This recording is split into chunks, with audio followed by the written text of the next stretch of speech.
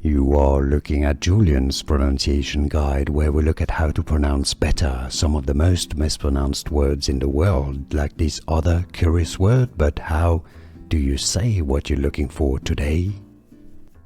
Let's learn once and for all how to pronounce those two names from Greek mythology, a couple.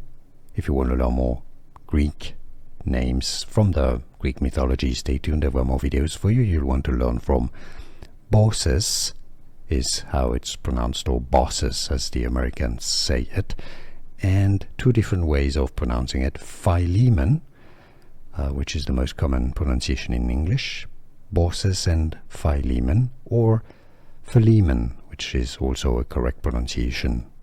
And now you know. Here are more videos on how to pronounce more confusing words and names too many mispronounced. Like this video if you found it useful. I appreciate your support. I'll see you soon, and thanks for watching.